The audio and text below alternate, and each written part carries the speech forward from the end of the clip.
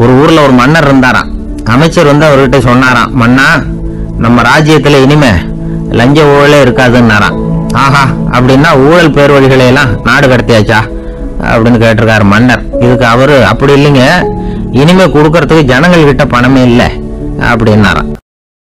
நம்பிக்கை இல்லைன்னா இந்த உலகத்துல நாம வந்து நடமாடவே முடியாது. அவநம்பிக்கையோடு இருந்துகிட்டு இருந்தா என்னைக்கும் அவஸ்தை தான்.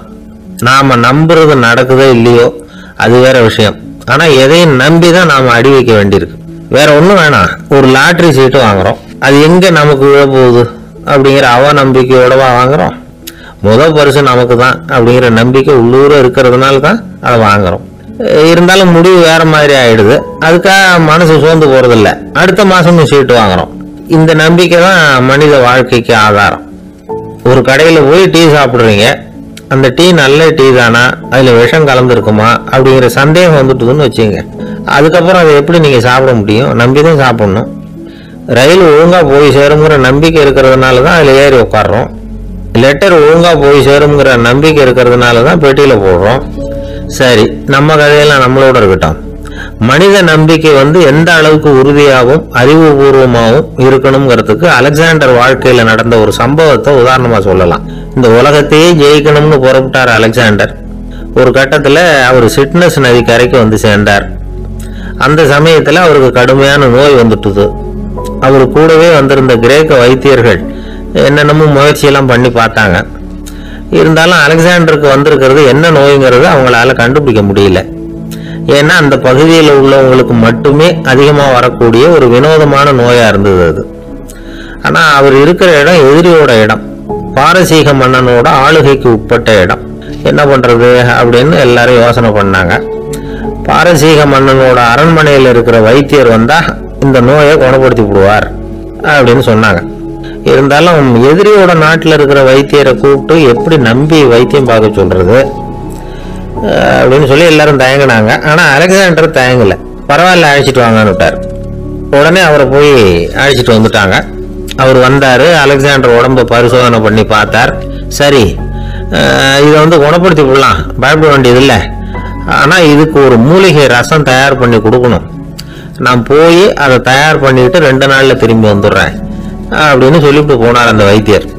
அதே மாதிரி 2 நாள்ல திரும்பி வந்தார் மூலிகை ரசத்தோட. இதுக்கு இடையில அலெக்சாண்டரோட தளபதிகள்ல ஒருத்தர் ரகசியமா ஒரு எச்சரிக்கை கடிதம் கொடுத்து அனுப்பியிருக்கிறான். அதை வாங்கி என்ன விஷயம்னு பார்த்தார். இப்போ உங்ககிட்ட வந்திருக்கிற எதிரி நாட்டு வைத்தியரை நம்பாதீங்க, அவன் கொண்டுகிட்டு வந்திருக்கிற மூலிகை ரசத்துல விஷம் கலந்துருக்குது அப்படின்னு அதுல எழுதியிருக்கு. அதை பார்த்தார் அலெக்சாண்டர். இருந்தாலும் கொஞ்சம் கூட அலட்டிக்கல. வைத்தியர் கொடுத்த மருந்தை வாங்கி கடகடன்னு குடிச்சுட்டார். குடிச்சுட்டு அதுக்கப்புறம் அந்த கடிதத்தில் இருந்த விஷயத்தை அந்த வைத்தியர்கிட்ட சொன்னார். வைத்தியர் தகைச்சு போயிட்டார். தன் மேல அலெக்சாண்டர் வச்சிருக்கிற நம்பிக்கையை பார்த்து அவருக்கு ரொம்ப வியப்பு.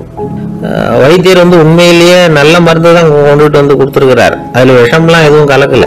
அதுக்கப்புறம் அலெக்சாண்டர் அந்த வைத்தியரை பார்த்து சொன்னாராம், நம்பிக்கைங்கிற அச்சாணியை ஆதாரமா வச்சுக்கிட்டு தான் இந்த உலகம் சுத்திக்கிட்டு இருக்குது. எனக்கு எதிரியா இருந்தாலும் பாரசீக மன்னர் வந்து ரொம்ப பெரியவர். அப்பேற்பட்ட மன்னருடைய அரண்மனை வைத்தியர் தொழில் நேர்மை இல்லாதவரா இருக்க முடியாது, இருக்க மாட்டார். அப்படி இருந்தா அவரை வந்து அரண்மனை வைத்தியரா வச்சிருக்கவே மாட்டாங்க அப்படின்னு நம்பினேன். என்னுடைய நம்பிக்கை வீண் போகல அப்படின்னாராம். இதுதான் மானுட நம்பிக்கைங்கிறது. இந்த காலத்திலயும் இது மாதிரி இந்த மானுட நம்பிக்கையை ரொம்ப சாமர்த்தியமா கையாளுகிற கெட்டிக்காரங்க சில பேர் இருக்கிறாங்க. ஒரு இந்த காலத்து குரு, அவருக்கு ஒரு சிஷ்யன். குரு முன்னாடி அந்த சிஷ்யன் ரொம்ப பணிவா நின்று, குருவே உங்க கையால விஷத்தை கொடுத்தாலும் அதை வாங்கி மடமடன்னு குடிச்சிருவேன் அப்படின்னா.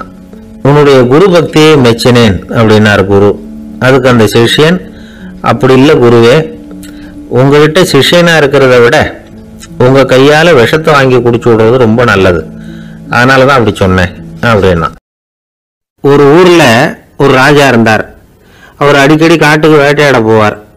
சில நண்பர்களையும் கூட அழைச்சிக்கிட்டு போவார். காட்டுக்கு போனதும் ஆளுக்கு ஒரு பக்கமா போய் வேட்டையாடுவாங்க. சாயந்தரமா திரும்பி வருவாங்க. மறுநாள் அரண்மனையில் உட்காந்து ஒவ்வொருத்தரும் அவங்க அனுபவங்களை எல்லாம் சொல்லிக்குவாங்க. அவங்க வீரத்துக்கு தகுந்த மாதிரி பரிசை அந்த ராஜா கொடுப்பார். இது மாதிரி ஒரு தடவை எல்லாரும் வேட்டைக்கு போயிட்டு திரும்பி வந்ததும் உட்காந்து பேச ஆரம்பிச்சிருக்கிறாங்க. ஒருத்தன் சொன்னா தன்னுடைய வீர செயலை பத்தி அளக்க ஆரம்பிச்சுட்டான். ஏன்னா அது எதுக்கு பரிசு கிடைக்க போகுதுல்ல, அதனால. அவன் என்ன சொன்னான் தெரியுமா? அரசே, நேற்றுக்கு காட்டுல என்ன ஆச்சு தெரியுமா? எனக்கு நேரா ஒரு சிங்கம் வாயை திறந்துட்டு வந்துட்டுது. நான் பயப்படவே இல்லை. உடனே ஒரு கல்லை எடுத்து குறி பார்த்து வீசினேன். சிங்கத்து வாய்க்குள்ள போய் அந்த கல் மாட்டிக்கிட்டுது. அவ்வளவுதான். அந்த சிங்கம் என்னை பார்த்துட்டு பயந்துட்டு ஒரே ஓட்டமா திரும்பி ஓடி போயிட்டுது அப்படின்னா. ஆஹா பலே அப்படின்னு எல்லாரும் கை தட்டினாங்க. ரெண்டாவது ஆள் ஒருத்தன் எழுந்திரிச்சான். அவன் சொல்ல ஆரம்பிச்சான், அரசே, நான் போன வழியில 2 பெரிய மலைப்பாம்பு கிடந்தது. என்னை மூழ்கிறதுக்கு வந்தது. நான் என்ன பண்ணேன் தெரியுமா? அந்த 2 பாம்போட வாலையும் ஒன்னா சேர்த்து முடிச்சு போட்டுட்டேன். அவ்வளவுதான். அது அங்க இழுக்க, இது இங்க இழுக்க, முடிச்சு நல்லா எருகி போட்டுது அப்படின்றான். ஆஹா அற்புதம்னு சொல்லி எல்லாரும் கை தட்டினாங்களாம். அடுத்தபடியா 3வது ஆள் ஒருத்தன் வந்தான். அவன் சொல்ல ஆரம்பிச்சான், மன்னா, நான் போன பாதையில குறுக்க ஒரு ஆறு, அதுல இறங்கி குளிச்சேன். யாரோ காலை பிடிச்சி இழுக்கிறது மாதிரி இருந்தது. திரும்பி பார்த்தா ஒரு பெரிய முதலை. நான் உடனே அப்படியே ஒரு துள்ளல் துள்ளி அது முதுகில் போய் உட்காந்துக்கிட்டேன். அதை அப்படியே கரைக்கு நீந்த வச்சேன். கரைக்கு வந்து சேர்ந்ததும் அப்படியே ஒரே துள்ளி குதிச்சு கரைக்கு வந்துட்டேன் அப்படின்றான். அவன் தன்னுடைய வீரத்தை அப்படி சொல்லியிருக்கான். அடடா எப்பேற்பட்ட வீரம் அப்படின்னு எல்லாரும் கை தட்டினாங்களாம். 4வது ஆள் எழுந்திரிச்சான். மன்னா, நான் போன இடத்துல ஒரு கரடி வந்து என்னை துரத்த ஆரம்பிச்சுட்டுது. நான் ஒரு மலை உச்சிக்கு வந்துட்டேன். அதுக்கப்புறம் ஒரு அடி எடுத்து வச்சாலும் அதில் பாதாளத்தில் விழ வேண்டியதுதான். அந்த நேரம் பார்த்து ஒரு பெரிய ராட்சச கழுகு அந்த பக்கமா பறந்து வந்தது. நான் உடனே அப்படியே உயர எழும்பி அந்த கழுகோட காலை பிடிச்சிக்கிட்டேன். அப்படியே தொங்கிக்கிட்டே வந்தேன். ஒரு நல்ல இடம் வந்ததும் தொப்புன்னு கீழே குதிச்சு நடந்து வந்துட்டேன். இதுக்கும் எல்லாரும் கை தட்டுறாங்க. கடைசியா ஒரு ஆள் எழுந்திரிச்சான். அரசே, நான் வந்து போன வழியில ஒரு பெரிய யானை குறுக்க வந்தது. பயங்கரமா சத்தம் போட்டுக்கிட்டே வந்தது. நான் பயந்து ஓடல. உடனே என்ன பண்ண தெரியுமா? அந்த யானையோட வாலை பிடிச்சி தூக்கினேன். தலைக்கு மேல தூக்கி கரன்னு சுத்தினேன். வேகமா சுத்தி வீசி எறிஞ்சேன். அவ்வளவுதான். அதே ஸ்பீட்ல அந்த யானை மேல போக ஆரம்பிச்சுட்டுது. இன்னும் கூட அது போய்கிட்டே தான் இருக்கு, கீழே விழவே இல்லைன்னா. இதை கேட்டதும் ராஜாவுக்கு கோபம் வந்துட்டுது. என்ன முட்டாள்னு நினைச்சுக்கிட்டு பேசுறியா? யானையை வந்து நீ வாழை பிடிச்சி தூக்குன, அதை நான் நம்பணுமா அப்படின்னார். உடனே இவன் பணிவா பதில் சொன்னான். அரசே, ஒரு சிங்கத்து வாயில கல்லு மாட்டிக்கிட்டதை நம்புறீங்க, மலைப்பாம்பு வாழை பிடிச்சி முடிச்சு போட்டதை நம்புறீங்க, முதல்ல முதுகுல சவாரி பண்ணதையும் நம்புறீங்க, கழுகு காலை பிடிச்சிக்கிட்டு பறக்கிறதையும் நம்புறீங்க. அப்படி நம்புறப்ப நான் சொன்னதை மட்டும் நம்பக்கூடாதா அப்படின்னு கேட்டானான். பொய் சொன்னவங்க எல்லாம் தலையை தொங்க போட்டுக்கிட்டாங்களாம். ராஜா அவங்கள பார்த்து சொன்னாராம், நீங்க எல்லாரும் என்ன முட்டாளாக்கி இருக்கிறீங்க. கடைசியா பேசின இவன் தான் எனக்கு உண்மை எது பொய் எதுங்கிறத புரிய வச்சிருக்கிறான். இவன் தான் உண்மையான தைரியசாலி அப்படின்னு சொல்லி அவனுக்கே பரிசெல்லாம் கொடுத்து பாராட்டினாராம். இப்படி ஒரு கதை. உண்மையை நிலைநாட்டுகிறவன் தான் உண்மையான வீரன் அப்படிங்கிறத இதுல இருந்து நாம புரிஞ்சுக்கணும். இந்த காலத்துல எல்லாம் பொய் சொன்னாதான் பிழைக்க முடியுங்கிறது ஒரு சில பேரோட நம்பிக்கை. ஒரு அப்பாவுக்கு தன் மகனுக்கு பொய் சொல்ல தெரியலையேங்கிற கவலை. பொய் சொன்னாதான் இந்த உலகத்துல பிழைக்கலாம், ஆனா இவனுக்கு அது தெரியலையே, அதனால இவனை அழைச்சிட்டு போய் நடுக்கடல்ல விட்டுட்டு வந்துருவோம் அப்படின்னு அழைச்சிட்டு புறப்பட்டான். கடற்கரைக்கு போனான். மகனுக்கு சந்தேகம், எங்கப்பா என்ன அழைச்சிட்டு போறேன்னு கேட்டிருக்கான். கடல்ல மீன் பிடிக்க கத்து கொடுக்க போறேன் உனக்கு அப்படின்னானா. நான் ஏற்கனவே மீன் பிடிச்சிட்டேனேன்னானா இவன் மகன். எங்க அதுன்னு கேட்டிருக்கான். அப்பங்காரன்.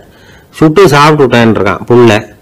அப்பங்காரன் பார்த்தான், சரி நம்ம புள்ள பொழைச்சிக்கோ அப்படின்னு சொல்லி திருப்பி அழைச்சிட்டு வந்துட்டானா. நடந்து போயிட்டு இருந்தார். அவர் தோளில் ஒரு பெரிய துணி மூட்டை, அதை சுமந்துக்கிட்டு கடத்தெருவை நோக்கி அவர் போய்கிட்டு இருக்கிறார். வழியில் அவரை சந்திச்சார் உமர்.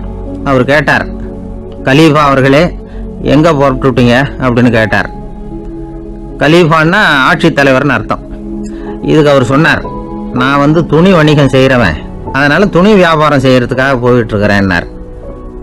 நீங்க இப்போ இந்த நாட்டுக்கு ஆட்சி தலைவர், ஆட்சி பொறுப்புல இருக்கிறீங்க, நீங்க வியாபாரம் செய்ய போட்டா அரசு பணிகளை செய்யறது யாரு அப்படின்னு கேட்டார் அவர். நான் அரசு பணிகளை மட்டுமே செஞ்சுக்கிட்டு இருந்தா என் குடும்பத்தை காப்பாத்துறது யாரு அப்படின்னு கேட்டார் அவர். இப்படி கேட்டவர் யார் தெரியுமா? அவர் தான் அபூபக்கர், இறை தூதர் முகமது அவர்களுக்கு பிறகு கலீஃபாவாக தேர்ந்தெடுக்கப்பட்டவர். அப்போலாம் ஆட்சி தலைவர்களுக்கு சம்பளம்னு எதுவும் கிடையாது. இந்த பிரச்சனையை எப்படி தீர்க்கிறதுன்னு யோசனை பண்ணார் உமர். அபு உபைதா அவர்கள்கிட்ட அழைச்சிட்டு போனார். அவர் யாருன்னா, அவர் தான் பொது நிதி கருவூலத்தின் பொறுப்பாளர். அவர்கிட்ட பிரச்சனையை சொன்னார். இது மாதிரி ஆட்சி தலைவருக்கு பொது நிதியிலிருந்து ஊதியம் அளிக்க முடியுமான்னு கேட்டார். பொது நிதி விதிகளின்படி அதுக்கு சாத்தியம் இல்லைன்னு சொல்லிவிட்டாரு அவரு. சரி, வேற ஏதாவது வழி இருக்குதான்னு கேட்டார் உமர். அபு உபைதா கொஞ்சம் யோசனை பண்ணி பார்த்தார். அப்புறமா சொன்னார், மக்காவிலிருந்து மதீனாவுக்கு குடிபெயர்ந்து வந்த அகதிகளுக்கு நிதி உதவி அளிக்கிறதுக்கு விதிகளில் இடம் இருக்கு. அப்படி பார்த்தா அபூபக்கரும் அகதி தானே, அதனால எல்லா அகதிகளுக்கும் கொடுக்கறது மாதிரியே அவருக்கும் ஒரு தொகை அளிக்கலாம்னார். கலீஃபா அபூபக்கருக்கு இந்த அகதி உதவி தொகையைத்தான் கொடுத்துட்டு வந்தாங்களாம். குடும்ப செலவுக்கு அது போதுமானதா இல்லை. இருந்தாலும் கலீஃபாங்கிறதுக்காக மற்ற அகதிகளை விட அதிகமாக தொகையை பெற அவர் விரும்பல. மார்பு பக்கம் கிழிஞ்சிருந்த ஒரு மேலாடையை தான் அவர் அணிஞ்சிருந்தார். அவருடைய துணைவியார் அஸ்மா அவங்க ஒரு நாள் தேன் இருந்து ஆசையாக இருக்குன்னாங்களாம். நமக்கு கிடைக்கிற ஊதியம் குடும்ப செலவுக்கே போதுமானதா இல்லையே, இந்த நிலையில தேன் வாங்குறதுக்கு காசுக்கு நான் எங்கே போவேன்னு இருக்கார் அவர். கொஞ்ச நாள் கழிச்சு அவங்க ஒரு தொகையை அவர்கிட்ட கொடுத்து தேன் வாங்கிட்டு வர சொன்னாங்களாம். இவருக்கு ஆச்சரியம், ஏது இந்த பணம்னு கேட்டிருக்காரு. நீங்கள் தினமும் குடும்ப செலவுக்காக கொடுத்துக்கிட்டு வந்த பணத்தில் கொஞ்சம் கொஞ்சமாக மிச்சப்படுத்தி வச்சேன்னாங்களாம். அபூபக்கர் அந்த பணத்தை எடுத்துக்கிட்டு நேராக பொது நிதி கருவூல பொறுப்பாளர்கிட்ட போனார். இந்த பணத்தை பொது நிதியில் சேர்த்துருங்க, இது அதிகப்படியாக எனக்கு தரப்பட்டு வந்த ஊதியம், அடுத்த மாதத்துலேருந்து இந்த தொகையை குறைச்சிங்கன்னு வேற சொல்லிவிட்டாராம். பசியை தணிக்க தேவையான அளவு உணவு, ஒரு ஜோடி உடை, இதை தவிர கூடுதலாக மக்கள் பொது நிதியிலிருந்து வாங்கிக்கிறதுக்கு என் குடும்பத்தாருக்கு உரிமை இல்லை அப்படின்னு சொல்லி கண்டிப்பாக சொல்லிவிட்டாராம். அவர் வாங்கிட்டு வந்த இந்த குறைந்த ஊதியம் கூட அவர் மனசை உறுத்திக்கிட்டே இருந்தது. கடைசி நேரம் அவர் தம்முடைய மகள் ஆயிஷா அவர்களை அழைச்சார். மகளே, இதுவரைக்கும் பொது நிதியிலிருந்து நான் வாங்கிட்டு வந்த தொகை என்னுடைய இதயத்தில் பாரமாக அழுத்திக்கிட்டு இருக்கு. என் தோட்டத்தை விற்று அதில் வர்ற பணத்திலிருந்து நான் இதுவரைக்கும் வாங்கிட்டு வந்த ஊதிய தொகையை கணக்கு போட்டு பொது நிதியில் சேர்த்து விடு அப்படின்னாராம். பதவி ஏற்கிறதுக்கு முன்னாடி தன்கிட்ட இருந்ததை விட இப்போ கூடுதலாக என்ன சொத்து இருக்குன்னு பார்த்துருக்கார். ஒரு ஒட்டகம், ஒரு கோப்பை, ஒரு பணியாள், இதையும் அடுத்தபடியாக கலீஃபாவா வர்றவர்கிட்ட ஒப்படைச்சிருங்க அப்படின்னு விட்டாராம். அதே மாதிரி அடுத்து வந்த உமர்கிட்ட ஒப்படைச்சாங்க. அப்போ உமர் சொன்னாராம், அபூபக்கரே, இந்த முன்மாதிரியால் உங்களுக்கு பிறகு இந்த ஆட்சி பொறுப்பை ஏற்கிறவர்களை பெரும் நெருக்கடிக்கு ஆளாகி விட்டீங்க அப்படின்னு சொல்லி ரொம்ப கண் கலங்கினாராம். கடைசியாக அபூபக்கர் தன்னுடைய குடும்பத்தாருக்கு விட்டு சென்ற சொத்து ஒரு படுக்கை விரிப்பு, ஒரு போர்வை, அவ்வளவுதான். இது சிந்திக்க வேண்டிய ஒரு செய்தி. இணை புரியாத ரெண்டு நண்பர்கள் இருந்தாங்களாம். ரெண்டு பேரும் விடாமல் சிகரெட்டு குடிக்கிறவங்க. அதில் ஒருத்தன் செத்து போட்டான். இன்னொருத்தன் அதுக்கப்புறம் ரெண்டு சிகரெட்டாக குடிக்க ஆரம்பிச்சானா. ஏன் இப்படி பண்ணுறேன்னு கேட்டிருக்காங்க. நான் ஒரு சிகரெட்டு தான் குடிக்கிறேன், செத்து போன என்னுடைய ஃப்ரெண்டு இருக்கானே செத்து போனவன், அவனுக்காக இன்னொரு சிகரெட்டு குடிக்கிறேன் அப்படின்னு நானா. இது ரொம்ப ஆபத்து, விட்டுடு அப்படின்னு சொல்லியிருக்காங்க. சரின்னு ஒத்துக்கிட்டான். ஆனால் அதுக்கப்புறமும் ஒரு சிகரெட் வேகமாக குடிச்சிக்கிட்டே இருந்தான். சிகரெட் பழக்கத்தை நீ இன்னும் விடலையான்னு கேட்டாங்களாம். அந்த பழக்கத்தை நான் எப்போ விட்டுட்டேன், இப்போ நான் குடிக்கிறது என் ஃப்ரெண்டுக்காக அப்படின்னு நானா. இவங்கெல்லாம் எப்படி திருந்துறது? ஒரு பள்ளிக்கூடம் வகுப்பு நடந்துகிட்டு இருக்கு. ஆசிரியர் பாடம் நடத்திக்கிட்டு இருக்கிறார். நடத்தி முடிச்ச உடனே கேட்டார், மாணவர்களே, இதுவரைக்கும் நான் நடத்தின பாடத்தில் உங்களுக்கு ஏதாவது சந்தேகம் இருக்கா அப்படின்னு கேட்டார். அப்புறம் ஒவ்வொருத்தராக கேட்டார். ஒரு மாணவன் எழுந்திருச்சான். சார், எனக்கு சந்தேகம் எதுவுமே இல்லைன்னா. ஏன்னு கேட்டார். ஏன்னா எனக்கு நீங்கள் நடத்தின பாடம் தெளிவாக புரிஞ்சுட்டுது, அதனால் சந்தேகம் வரலன்னா.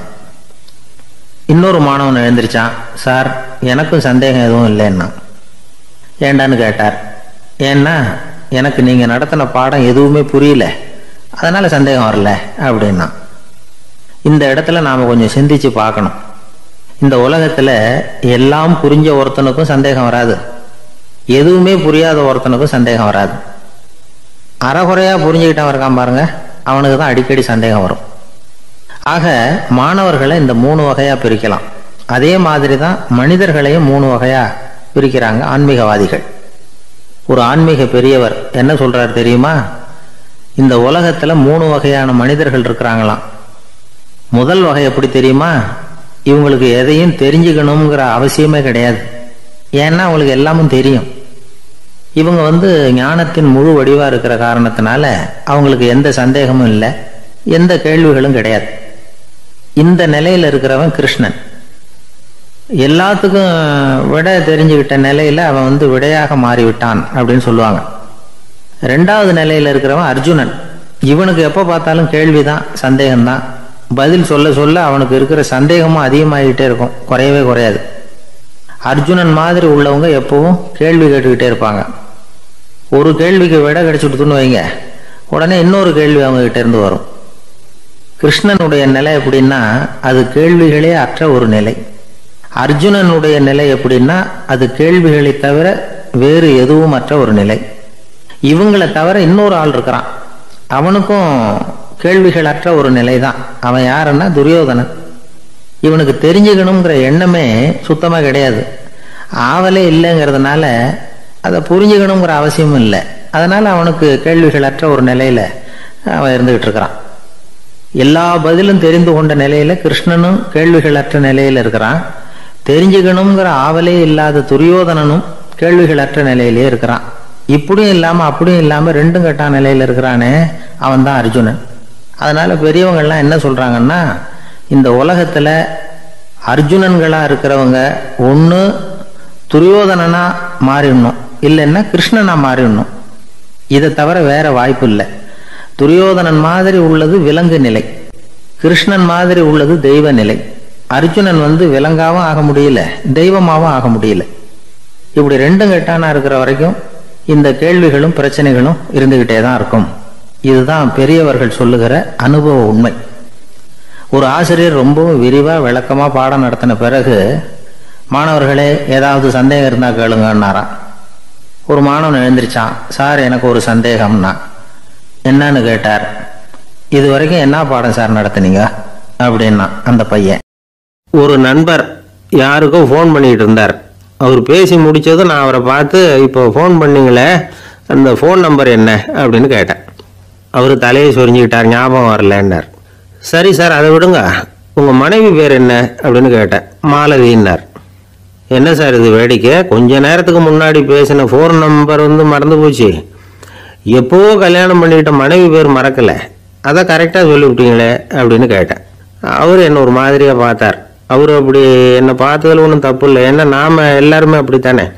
ஒரு குறிப்பிட்ட காரியத்துக்காக தொலைபேசியில் ஒருத்தட்ட பேசுகிறோம், அதுக்கப்புறம் அந்த எண் நமக்கு அனாவசியம், அதனால் மறந்துடுறோம். இதுக்கு பேர் தான் தற்காலிக ஞாபகம். ஆனால் மனைவி பேரை மறந்துட முடியுமா? முடியாது. அது அவசியமான ஒன்று. அடிக்கடி அந்த பேரை உபயோகப்படுத்துகிறோம், அதனாலேயும் அது முக்கியங்கிறதுனாலேயும் அதை மறக்கிறது இல்லை. இதுக்கு பேர் நிரந்தர ஞாபகம். சரி, இந்த தற்காலிக ஞாபகம், நிரந்தர ஞாபகம், இது ரெண்டு ஞாபக அளவுகளையும் கட்டுப்படுத்துறது எது அப்படின்னா மூளைக்குள்ள நடக்கிற மின்சார நடவடிக்கைகள் தான். தற்காலிக ஞாபகம் ஒரு மின்னல் மாதிரி தோன்றி மறையுது. நிரந்தர ஞாபகம் ஒரு படிவம் போல மூளையில் படிஞ்சுடுது. ஒரு சம்பவத்தின் பல பிரதிகள் மூளையில் பல்வேறு பகுதிகளிலேயும் படிகிறதுனால ஒன்று மறைஞ்சாலும் மறந்தாலும் இன்னொன்று மறையறதில்லை. இப்படிப்பட்ட நிலைமையில தான் இந்த தொண்டையில் இருக்கு, வாயில் வரமாட்டேங்குது சார் அப்படிமா. ஒருத்தருக்கு எந்த துறையில் ஆர்வமும் ஈடுபாடும் அதிகமோ அது சம்பந்தமான ஞாபக சக்தி அதிகமாக இருக்கும். தொழிலை விரும்புகிற ஒரு டெலிஃபோன் ஆப்ரேட்டருக்கு எண்கள்லாம் நல்ல ஞாபகம் இருக்கும். அது மாதிரி கவிஞர்களுக்கு வார்த்தைகள் நல்ல ஞாபகத்தில் இருக்கும்.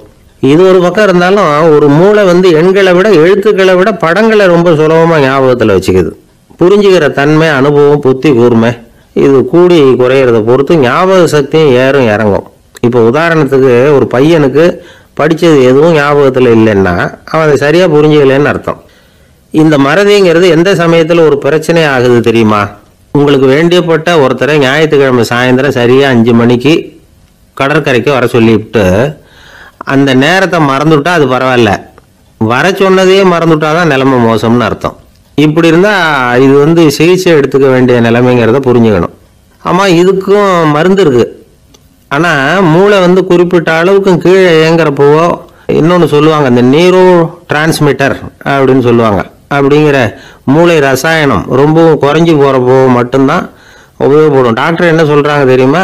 மூளையை பொறுத்த வரைக்கும் அதில் ஞாபக சக்தி அதிகமாக உள்ள மூளை, மறதி உள்ள மூளை அப்படின்னு ஒன்றும் கிடையாது அப்படிங்கிறாங்க. நினைவு வச்சுக்கிறதுக்கு பயிற்சி அளிக்கப்பட்ட மூளை, பயிற்சியற்ற மூளை அப்படின்னு வேணும்னா சொல்லலாம் அப்படின்னு சொல்கிறாங்க. அதனால் நம்ம ஞாபக சக்திங்கிறது நம்மக்கிட்ட இருக்கிற பயிற்சி, முயற்சி இதை பொறுத்து தான் அமையும். ஒருத்தர் ஒரு பென்சிலை எங்கேயோ வச்சுக்கிட்டு தேடிக்கிட்டு இருந்தார். அப்புறம் என்னமோ தீவிரமாக யோசனை பண்ணி அதை ஞாபகப்படுத்தி பார்த்துக்கிட்டு இருந்தாராம். எதிரில் உட்காந்துருந்தவர் சொன்னார், பென்சிலை தானே தேடிக்கிட்டு இருக்கீங்க, அது உங்கள் வலது காதில் இருக்குது சார் அப்படின்னாராம் அவர். இதுக்கு அவர் சொல்லியிருக்காரு, பென்சிலை வலது காதில் தான் வச்சிருக்கேங்கிறது எனக்கு நல்லா ஞாபகம் இருக்கு. ஆனால் எது வலது காதுங்கிறது தான் மறந்து போச்சு அப்படின்னாராம். அவர் அதை தான் யோசிச்சுட்டு இருந்திருக்கிறார். துஷ்டரை கண்டால் தூர விலகு, இப்படி ஒரு பழமொழி உண்டு. எதுக்காக இப்படி சொல்லி வச்சாங்க? துஷ்டன் ஏதாவது தொந்தரவு கொடுப்பான், அதனால அவனை கண்டா பயந்துக்கிட்டு ஓடி ஒளிஞ்சுக்கோ அப்படின்னா இதுக்கு அர்த்தம் அப்படி இல்லை. ஒரு துஷ்டன் கிட்ட நெருங்கி போறோம்னு வச்சுக்கோங்க, அவன் நமக்கு கெடுதலான ஆலோசனைகள் எதையும் சொல்லலாம், அல்லது அவன் தீய உணர்வுகள் உள்ளவனா இருக்கலாம், அல்லது தீய செயல்கள் செய்யக்கூடியவனா இருக்கலாம், அல்லது தீய நட்புனால அவன் ஏற்கனவே கெட்டு போனவனா கூட இருக்கலாம். இப்படிப்பட்டவனை நெருங்கி போனா அவனோட பாதிப்பு நமக்கும் வந்துடும். அதனால விலகி போ அப்படின்னு சொல்றாங்க. இதையே கொஞ்சம் விவரமா இப்ப பார்ப்போமே. இப்ப இந்த துஷ்டர்களை 4 வகையா பிரிக்கிறாங்க. இந்த 4 வகைக்கும் உதாரணம் வேணும்னா வேற எங்கேயும் போக வேண்டியதில்லை, மகாபாரதத்தை பார்த்தாவே போதும். அதுல இந்த 4 வகையான தீயோரும் வர்றாங்க. முதல் வகைக்கு உதாரணம் சகுனி. இவன் மனசுல எப்பவும் தீய எண்ணங்கள் தான் நிறைஞ்சி இருக்கும். கனவுல கூட தீய ஆலோசனைகள். யாராவது ஒருத்தர் நல்லபடியா வாழ்ந்தா அதை இவனால சகிச்சிக்க முடியாது. இப்படிப்பட்டவனோட நெருங்கிய தொடர்பு துரியோதனனுக்கு கிடைச்சது. துரியோதனன் எப்படின்னா அவன் ஏற்கனவே தீய காரியங்கள் செய்யறதுக்கு தயங்காதவன். அப்படிப்பட்டவனுக்கு தீய போதனைகள் செய்யறதுக்கு சகுனி உதவுனா. இந்த 2 பேரோட சகவாசம் இன்னொருத்தனுக்கு கிடைச்சது. அவன் யாருன்னா துச்சாதனன். அவன் தீய நடத்தை உள்ளவன். இந்த 3 பேரும் ஒண்ணு சேர்ந்தா என்னத்துக்கு ஆகும்? உலகமே கெட்டு போடும்ல. இந்த 3 துஷ்டர்களோட நல்லவன் ஒருத்தன் சேர்ந்தான். அவன் தான் கர்ணன். கர்ணன் இயல்பாவே உத்தம குணம் உள்ளவன். அவன் நல்லவங்களோட சேராம இப்படிப்பட்ட கெட்டவங்க கிட்ட நட்பு வச்சுக்கிட்டான். அதனால அவனும் தீய செயல்களில் ஈடுபடுறது மாதிரி ஆயிடுது. துரியோதனனுடைய நண்பனா அவனுடைய ஆதரவுல வளர்ந்ததுனால அவனுக்கு துணையா இருக்க வேண்டி இருக்குது அப்படின்னா. நட்பு உரிமையினால உதவி புரிய வேண்டியது சரிதான், அது தப்புன்னு சொல்ல முடியாது. இருந்தாலும் தீய செயல்களுக்கு உதவி செய்யறது சரியில்லை. புத்தி பலம் புஜ பலம் எல்லாம் இருந்தா கூட தெய்வ பலம் இல்லைன்னா ஜெயிக்க முடியாது. கர்ணன் மகா வீரன். இருந்தாலும் கடைசியில் அவன் கதி என்னாச்சு? அவங்ககிட்ட எல்லா நல்ல குணங்களும் இருந்தது. இருந்தாலும் ஏன் இப்படி ஆச்சு? தீயவர்களுடைய சேர்க்கை தான் காரணம். அவங்களோட சேர்ந்ததுனால இவனையும் அப்படியே நினைக்க ஆரம்பிச்சுட்டாங்கல்ல. 4 வகை துஷ்டர்கள்ல இவனும் ஒரு வகை அப்படின்னு சொல்ல ஆரம்பிச்சிட்டாங்க. அதாவது தீய ஆலோசனைக்கு சகுனி, தீய உணர்வுகளுக்கு துரியோதனன், தீய செய்கைக்கு துச்சாதனன், தீய நட்புக்கு கர்ணன். இப்படி உதாரணமாயிட்டான். அதனாலதான் துஷ்டரை கண்டால் தூர விலகு அப்படின்னு சொன்னாங்க. அது புராண காலம். இப்பெல்லாம் நிலைமை கொஞ்சம் வேற விதமா இருக்குது.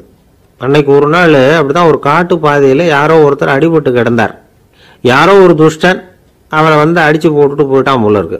அந்த வழியா போன ஒருத்தர் பரிதாபப்பட்டு அவனை போய் தூக்குனார்.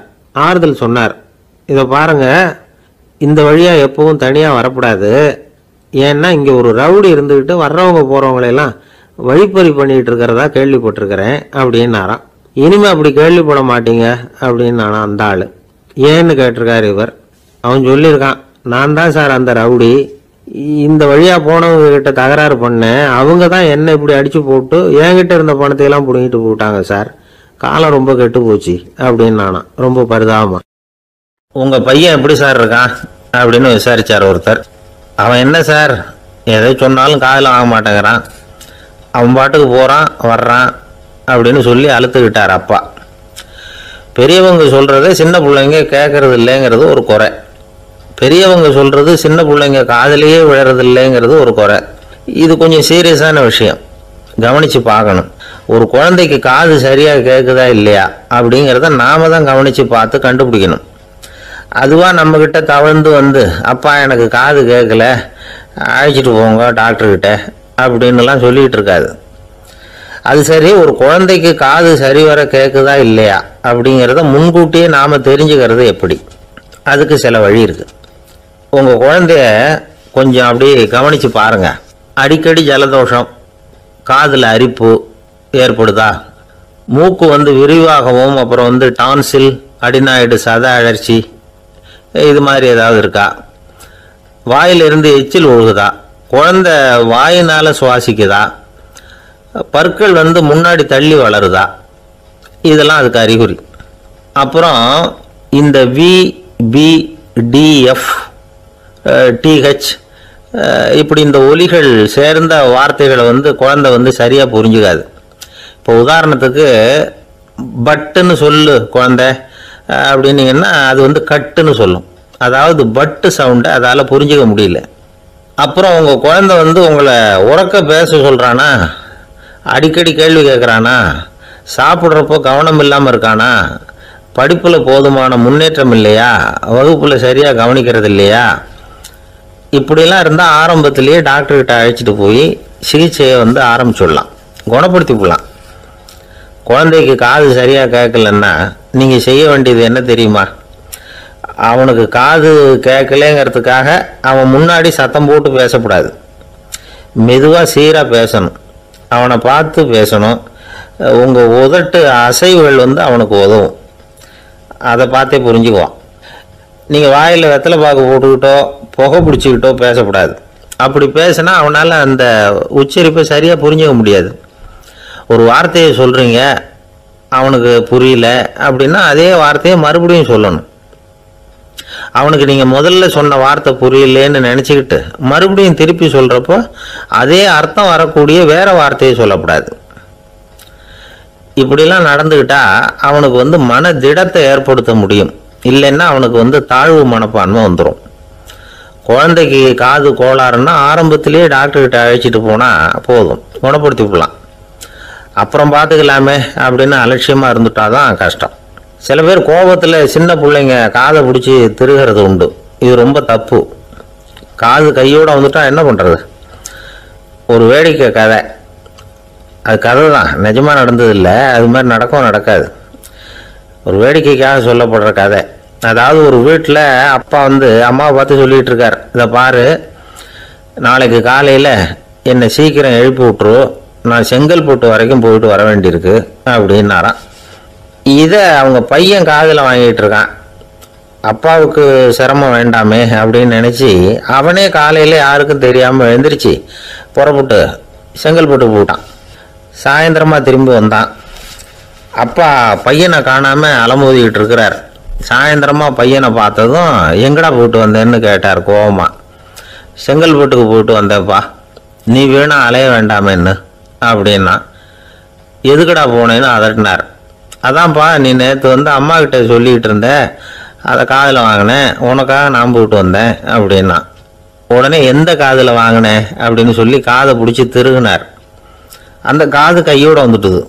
இது நடந்து கொஞ்ச நாள் கழித்து அந்த அப்பாவும் பையனும் கடத்தெருவில் போய்கிட்டு இருக்கிறாங்க. எதிரில் ஒரு நாய் ஓடி வந்தது. அதுக்கு 2 காதும் இல்லை. என்ன இது, இந்த நாய்க்குட்டிக்கு 2 காதும் இல்லை அப்படின்னார் அப்பா. அதுக்கு பையன் சொல்கிறான், அப்பா அது 2 தடவை செங்கல்பட்டுக்கு போயிட்டு வந்துடுவோம் அப்படின்னானா. ஒரு ஊரில் ஒரு பெரிய ஞானி இருந்தார். அவர் படுக்கையில் இருந்தார். இன்னும் கொஞ்ச நேரம்தான் அவர் இந்த உலகத்தில் இருக்க போகிறார். அவரை சுற்றி ஏகப்பட்ட கூட்டம். ஏற்கனவே அவருடைய உபதேசங்களை கேட்டவங்க பல பேர் அவரை சுற்றி நிற்கிறாங்க. அந்த ஞானி மெதுவாக கண்ணை திறந்து பார்க்குறார். எல்லாரும் அவருடைய கடைசி வார்த்தையை கேட்கறதுக்காக அவளோட காத்துக்கிட்டு இருக்கிறாங்க. அந்த ஞானி மெதுவாக பேச ஆரம்பித்தார். நான் என்னுடைய வாழ்நாள் பூராவும் உங்களுக்கு நிறைய போதனைகள் சொல்லிக்கிட்டு இருக்கிறேன். பேரானந்தம், மகிழ்ச்சி, தியானத்தன்மை, இதை பற்றியெல்லாம் சொல்லியிருக்கிறேன். இப்போ நான் வேற ஒரு கரைக்கு போய்கிட்டு இருக்கிறேன். நான் இனிமேல் இந்த கரையில் இருக்க மாட்டேன். நீங்கள் நான் சொன்னதையெல்லாம் கேட்டீங்க, ஆனால் எதையும் நீங்கள் நடைமுறைப்படுத்தி பார்க்கல. எல்லாம் கேட்டதோடு சரி, அதோடு விட்டுவிட்டீங்க. அப்புறம் அதை தள்ளி போட்டுக்கிட்டே வந்துட்டீங்க. மேலும் அதை தள்ளி போடுறதுல எந்த பிரயோஜனமும் கிடையாது. இப்போ நான் போய்கிட்டு இருக்கிறேன், உங்களில் யாராவது என்னோட வர்றதுக்கு தயாரா அப்படின்னு கேட்டார். அவ்வளவுதான், யாரும் வாய திறக்கல. ஒரே மௌனம், சத்தமே இல்லை. ஒருத்தர் பார்த்துக்கிட்டே நிற்கிறாங்க. அந்த கூட்டத்தில் ஒரு ஆள் அந்த ஞானி கூடவே 40 வருஷத்துக்கு மேலே இருந்திருக்கிறான். அவனும் வாயை திறக்காம இன்னொருத்தன் முகத்தை பார்த்துக்கிட்டே நிற்கிறான். இந்த சமயத்தில் பின்னாடி நின்றுட்டு இருந்த ஒருத்தன் கையை தூக்கினான். ஞானி அவனை பார்த்தார். சரி, ஒருத்தனுக்காவது நம்மோட வர்றதுக்கு தைரியம் இருக்குது அப்படின்னு நினைச்சார். ஆனால் அந்த ஆள் என்ன சொன்னான் தெரியுமா? ஐயா, நீங்கள் கேட்குறப்போ நான் உடனே எழுந்திருக்கல, கையை மட்டும்தான் தூக்கினேன். என்ன காரணம்னா, நான் எப்படி அடுத்த கரைக்கு சேர்றதுங்கிறது தெரிஞ்சுக்கிறதுக்காக தான். அந்த விவரத்தை மட்டும் இப்போ உங்ககிட்ட இருந்து நான் தெரிஞ்சுக்க ஆசைப்படுறேன். ஏன்னா இப்போ நான் உங்கள் கூட வர்றதுக்கு தயாராக இல்லை. எவ்வளவோ காரியங்களை நான் இன்னும் இங்கே முடிக்க வேண்டி இருக்குது. வீட்டுக்கு ஒரு விருந்தினர் வந்திருக்கிறார். என்னுடைய இளைய மகனுக்கு கல்யாணம் பண்ணி வைக்கணும். அதனால் இன்னைக்கு உங்கள் கூட வர முடியாது. அது மட்டும் இல்லை, இப்போ உங்கள் கூட அடுத்த கரைக்கு வந்தால் திரும்பி வர முடியாதுன்னு வேற சொல்கிறீங்க. அதனால் இப்போ நான் வரல, இன்னொரு நாள் நிச்சயமாக நான் வர்றேங்க, வந்து உங்களை சந்திக்கிறேன். அதனால் இப்போ நீங்கள் இன்னொரு தடவை எங்களுக்கு விளக்கமாக சொல்லணும். ஏற்கனவே பல தடவை சொல்லியிருக்கிறீங்க, தயவு பண்ணி இப்போ ஒரு தடவை சொன்னீங்கன்னா சௌகரியமாக இருக்கும். அந்த அடுத்த கரையை அடையிறது எப்படி, இப்போ ஒரு தடவை அதை விளக்கமாக சொல்லிட்டீங்கன்னா நல்லா ஞாபகப்படுத்திக்குவேன். அது சரியான சமயம் வர்றப்போ இது எனக்கு உதவியாக இருக்கும் அப்படின்னு நானா. ஆனால் உண்மை என்ன தெரியுமா, அந்த சரியான சமயம் வரவே இல்லை அப்படிங்கிறது தான் உண்மை. இப்படி அந்த கதை முடியும். இந்த கதை அந்த ஒரு ஆளுக்கு மட்டும் இல்லை, கிட்டத்தட்ட எல்லாருக்குமே அது பொருந்தும் அப்படிங்கிறாங்க விவரம் தெரிஞ்சவங்க. எல்லாருமே அந்த சரியான தருணத்துக்காக தான் காத்துக்கிட்டு இருக்கிறாங்களாம். அதுக்காக ஜோசியம் பார்க்குறாங்க, கைரேகை பார்க்குறாங்க, நாளைக்கு என்ன நடக்குங்கிற ஆவலில் எல்லாரும் காத்துக்கிட்டு இருக்கிறாங்க. ஆனால் அந்த ஒரு நாள் ஒருபோதும் வரப்போகிறதில்ல. நீங்கள் தள்ளி போடுறதுக்காக பல அர்த்தமில்லாத காரணங்களை தேடுறீங்க அப்படிங்கிறார் ஒரு ஞானி. காத்திருக்கிறதுலேயே நம்ம காலம் ஓடி போயிடுது. ஏன்னா இன்னைக்கு நாம் சிந்திக்கிறது நாளைக்கு நாம் சிந்திக்கிறது இல்லை, ஒவ்வொரு நாளும் ஒவ்வொரு மாதிரி போயிடுது. நாளைக்கு மறுநாளை பற்றியே சிந்திக்கிறோம். இப்படியே அது பாட்டுக்கு போயிடும். கரையை தொட்டு பார்க்குறது எப்போ, இதுதான் கேள்வி. நமக்கு வேண்டியப்பட்ட ஒருத்தர் ஒரு ரயில்வே பிளாட்ஃபாரத்தில் நின்றுட்டு இருக்கிறார். அங்கே இருக்கிறவங்க கிட்ட கேட்குறாராம், விசாரிக்கிறார், ஏங்க கிழக்க போகிற ரயில் போயிட்டுதுங்களான்னாராம். போயிட்டுதுன்னு இருக்கிறாங்க. கொஞ்ச நேரம் கழிச்சு ஏங்க மேற்க போகிற ரயில் போயிட்டுதுங்களான்னு கேட்டிருக்காரு. போயிட்டுதுங்களான் இருக்காங்க. அப்புறம் கொஞ்ச நேரம் கழிச்சு மறுபடியும் ஏங்க 10:30 மணி வண்டி போயிட்டுதான்னு கேட்டிருக்காரு. தொடர்ந்து காலையிலேருந்து சாயந்தரம் வரைக்கும் இப்படி ஒரே இடத்துல நின்றுட்டு கேட்டுக்கிட்டே இருக்கிறார். இதை பார்த்துக்கிட்டு இருந்த ஒருத்தர் அவர்கிட்ட ஏங்க நீங்கள் எங்கே போகணும் அப்படின்னு கேட்டாராம். இவர் மெதுவாக சொன்னாராம், இந்த ரயில்வே லைனை தாண்டி அந்த பக்கம் போகணும் அப்படின்னாராம். ஒரு காலத்தில் பிரஷ்யா அப்படின்னு ஒரு தேசம் இருந்தது. இப்போ ஜெர்மனி இருக்குல்ல, இதோட பெரும்பகுதி ஒரு காலத்தில் பிரஷ்யாங்கிற பேரில் இருந்தது. அப்போ அதுக்கு அரசராக இருந்தவர் மகா ஃப்ரெடரிக், அதாவது ஃப்ரெடரிக் தி கிரேட் அப்படின்னு சொல்லுவாங்க. அந்த ராஜாவுக்கு ஒரு சந்தேகம், நாம் பல வகையான வரிகளை விதித்து வசூல் பண்ணுறோம், அப்படி பண்ணி வருமானம் குறைஞ்சிக்கிட்டே போகுதே, இதுக்கு என்ன காரணமாக இருக்கும்? இதுதான் அவருக்கு ஏற்பட்ட சந்தேகம். ஒரு சமயம் அந்த அரசர் தம்முடைய அமைச்சர்களையும் பிரபுக்களையும் தளபதிகளையும் கூப்பிட்டு ஒரு விருந்து வச்சார். விருந்து முடிஞ்சதும் அவங்கள பார்த்து இந்த சந்தேகத்தை கேட்டார். வரிகள் அதிகமாக விதித்து வருமானம் குறையறதுக்கு என்ன காரணம் அப்படின்னு கேட்டார். பல பேருக்கு இதுக்கு சரியாக பதில் சொல்ல தெரியல. அனுபவசாலியான ஒரு தளபதி எழுந்திருச்சார். அரசே, அது எப்படிங்கிறத இப்போ உங்களுக்கு காட்டுறேன்னார். உடனே ஒரு பெரிய பனிக்கட்டி ஒன்றை தன்னுடைய கையில் எடுத்தார். அதை அப்படியும் எப்படியும் திருப்பி பார்த்தார். அப்புறம் அடுத்தவர்கிட்ட கொடுத்தார். அவரும் அதை அப்படியும் இப்படியும் திருப்பி பார்த்துட்டு அடுத்தபடியாக இருந்தவர்கிட்ட கொடுத்தார். இப்படியே இதை ஒவ்வொருத்தரா பார்த்துட்டு ஒவ்வொரு கையா மாறி கடைசியில மன்னர் கைக்கு போய் சேர்ந்தது. மன்னர் கைக்கு அந்த பனிக்கட்டி போய் சேர்ந்தப்போ அது கொஞ்சம் கொஞ்சமா உருகி ஒரு பட்டாணி கடலை சைஸுக்கு ஆயிட்டுது. மன்னர் யோசனை பண்ணார், வரி அதிகமாக போட்டாலும் வந்து சேர்றது குறைவா இருக்கிறதுக்கு என்ன காரணம் அப்படிங்கிறது அவருக்கு புரிஞ்சு போச்சு. காலம்தான் மாறிட்டு இருக்கே தவிர இந்த கையூட்டு வாங்குற பழக்கம் மாறினதாக தெரியல. இன்னொரு ராஜா இருந்தார். அவர் தன்னுடைய ராஜாங்கத்தில் லஞ்ச ஊழலே சுத்தமாக இருக்கக்கூடாது அப்படின்னு நினைச்சார். அவர்கிட்ட பல்வேறு துறைகளுக்கும் பொறுப்பாக இருந்த பல பேரும் ரொம்ப சுத்தமாகவும் நேர்மையாகவும் இருந்தாங்க. ஒரே ஒருத்தர் மட்டும் எல்லார்கிட்டையும் லஞ்சம் வாங்கிட்டே இருந்தார். அவரை வேற வேற துறைகளுக்கு மாற்றி பார்த்தாரு. அந்த ராஜா என்னென்னமோ பண்ணி பார்க்குறாரு. எந்த வேலையை கொடுத்தாலும் அதுலேயும் லஞ்சம் வாங்குறதுக்கு ஒரு வழியை உண்டு பண்ணிக்குவார் அந்த ஆள். ராஜாவுக்கு இது ஒரு பெரிய தலைவலியாக போட்டுது. இவர் என்ன பண்ணுறது, இவருக்கு என்ன வேலையை கொடுக்கறது, கொஞ்சம் கூட லஞ்சம் வாங்கிறதுக்கு சான்ஸே இல்லாத ஒரு வேலையை கொடுக்கணும் அப்படின்னு திட்டம் போட்டார். ஒரு நாள் அவருக்கு அந்த உத்தரவும் போட்டுட்டார். அதாவது அவருக்கு என்ன வேலைன்னா, கடற்கரையில் தான் அவருக்கு ஆஃபீஸ், அங்கேயே இருந்துக்க வேண்டியது. தினமும் எத்தனை கடல் அலை கரையில் வந்து மோதுது அப்படிங்கிறத கணக்கெடுத்து ராஜாவுக்கு தெரிவிக்க வேண்டியது. இதுதான் அவருக்கு வேலை. பேசாமல் அலையை எண்ணிட்டு உட்காந்துருக்கிட்டோம், அப்போவாவது அவர் லஞ்சம் வாங்குற சந்தர்ப்பம் இல்லாமல் போயிடும் அவருக்கு அப்படின்னு நினைச்சார் ராஜா. இந்த ஆள் கடற்கரைக்கு போய் டியூட்டியில் ஜாயின் பண்ணிட்டார். ஒரே மாசத்துல அங்கே சொந்தமாக ஒரு பிரம்மாண்டமான மாளிகை கட்டி விட்டாரு. ராஜாவுக்கு இது பெரிய ஆச்சரியமா போச்சு. அலையை என்ற வேலையில் அந்த ஆள் எப்படி பணம் சம்பாதிச்சார் அப்படின்னு விசாரிச்சு பார்த்தார் அக்கம் பக்கத்தில். அந்த ஆள் என்ன பண்ணியிருக்கிறாருன்னா, கடற்கரையில் போய் பொறுப்பை ஏற்றுக்கிட்ட உடனே அங்கே இருந்த மீனவர்கள்கிட்ட எல்லாம் இந்த கரையில் வந்து ஒரு நாளில் வந்து மோதுற அலைகள் எத்தனை அப்படின்னு கேட்டிருக்காரு. அது எப்படிங்க தெரியும்னு இருக்காங்க அவங்க. தினமும் அந்த எண்ணிக்கை தெரியணும். நம்ம ராஜாவுக்கு தினமும் அறிக்கை அனுப்பணும், டெய்லி ரிப்போர்ட்டு. தவறுனா நீங்கள் இந்த கடலில் போய் மீன் பிடிக்கிறதுக்கு ராஜாவோட அனுமதி கிடைக்காது அப்படின்ட்டுருக்காரு. உடனே மீனவர்களும் பயந்து போட்டாங்க. கடலுக்கு போகிறதுக்கு அனுமதி இல்லைன்னா பட்டினி கிடக்கிறது மாதிரி ஆயிடுமே. மெதுவாக அந்த ஆளுகிட்ட போனாங்க. காதோட காதா சொன்னாங்க, ஐயா எங்களால் கடல் அலையை எண்ண முடியாது. தினமும் எங்களால் முடிஞ்சதை உங்களுக்கு பணமாக கொடுத்துட்றோம். நீங்கள் தான் ராஜா கிட்ட சிபாரிசு பண்ணி நாங்கள் தொடர்ந்து மீன் பிடிக்கிறதுக்கு அனுமதி வாங்கி கொடுக்கணும் அப்படின்னு வேண்டிக்கிட்டாங்க. பணம் தினமும் சேர ஆரம்பிச்சுட்டுது. பதவியில் மற்ற பதவியோட இந்த பதவி எவ்வளவோ மேல் அப்படின்னு நினச்சிட்டோம் அந்த ஆள். அது மட்டும் இல்லை, தயவு பண்ணி என்னை இந்த இடத்த விட்டு மாற்றி விடாதீங்க சார் அப்படின்னு வேற கேட்க ஆரம்பிச்சிட்டானா. ஒரு கடைக்கு போனேன். 5 ரூபா பணத்தை எடுத்து கொடுத்தேன். ஒரு தினசரி பத்திரிகையை கேட்டேன். அவர் உடனே அங்கே அடுக்கி வச்சுருந்த பத்திரிகையில் ஒன்று எடுத்து என் கையில் கொடுத்தார். வாங்கிக்கிட்டேன். மீதி பணத்தை எடுத்தார். அதையும் என் கையில் கொடுக்கணும்ல, கொடுக்கல. எதிரில் இருந்த பலகையில் வச்சு எடுத்துக்க சொன்னார். எப்பவும் அவர் அப்படி தான் பண்ணுவார். நானும் எடுத்துக்கிட்டு வந்துடுவேன். இவர் ஏன் இப்படி பண்ணுறாருங்கிறது எனக்கு ரொம்ப நாளாக ஒரு சந்தேகம்.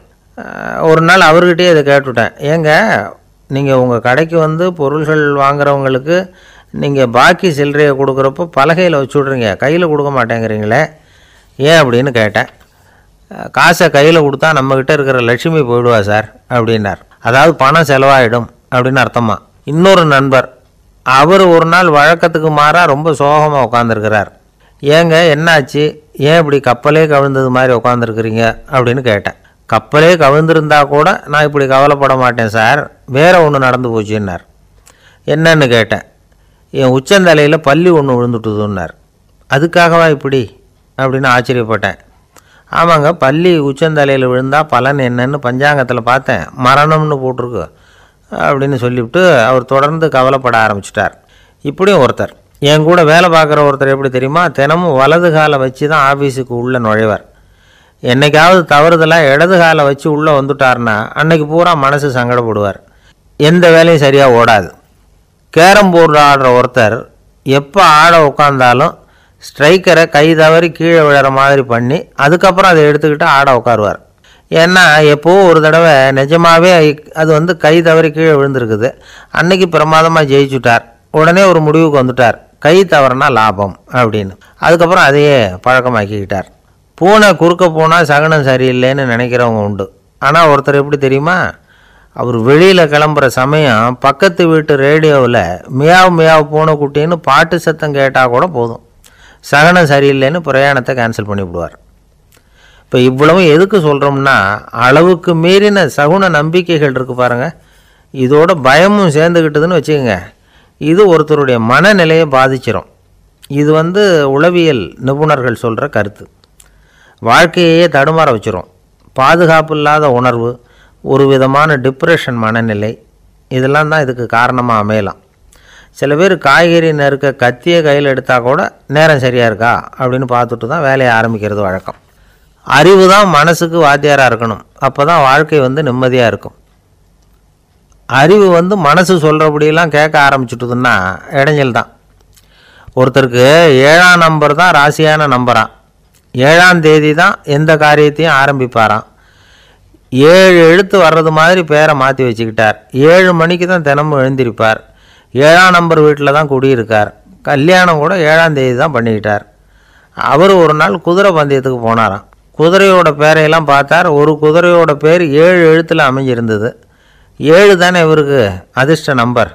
அதனால் உடனே அது பேரில் பணத்தை கட்டினார். பந்தயம் நடந்தது. என்ன சார் ஆச்சுன்னு கேட்டாங்க. நான் பணம் கட்டின அந்த என்னோடய குதிரை 7ஆவதாக சேர்ந்தது சார் அப்படின்னாராம் சோகமாக. ஒரு விவசாயி விதைக்கிறதுக்காக வயல்வெளி பக்கம் போகிறார். விதைகளை அள்ளி வீசினார். அப்போ என்ன ஆச்சுன்னா, சில விதைகள் பாதை ஓரத்தில் விழுந்தது. சில விதைகள் முள் செடிகள் மண்டி இருந்த புதருக்கு இடையில் விழுந்தது. சில விதைகள் நல்ல நிலத்தில் விழுந்தது. பாதை ஓரத்தில் விழுந்த விதை என்ன ஆச்சுன்னா, அதெல்லாம் பறவைகள் கண்ணில் போட்டுவிட்டுது. உடனே உட்காந்து கொத்தி தின்னுட்டு போட்டுது. அதிகமாக மண் இல்லாத பாறை பகுதியில் விழுந்த விதையெல்லாம் லேசாக வேர் விட்டு முளைக்க ஆரம்பிச்சிது. அதுக்கப்புறம் வேர் கீழேயும் ஆழமாக போக முடியல, மேலேயும் சூரிய வெப்பம் அதிகம் தாங்க முடியல, எல்லாம் காஞ்சி கருகி போட்டுது. புதர் பகுதியில் சில விதைகள் விழுந்தது இல்லையா, முள் செடிகள் காடாக மண்டி போயிருந்தது. அதனால் முளைச்சி வர்ற செடிக்கு நெருக்கடி அதிகமாக போட்டுது. சரியாக வளர முடியல, விளைச்சலும் சரியாக இல்லை. நல்ல நிலத்தில் விழுந்த விதைகள் மட்டும் நல்லா முளைச்சிது, நல்லா வளர்ந்தது, விளைச்சலும் பிரமாதமாக இருந்தது.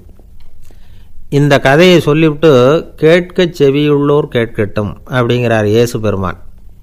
ஆமாம், இயேசு கடலில் நின்ற படகு ஒன்றில் உட்காந்துருக்கிறார். கடற்கரையில் ஏராளமான மக்கள் உட்காந்துருக்கிறாங்க.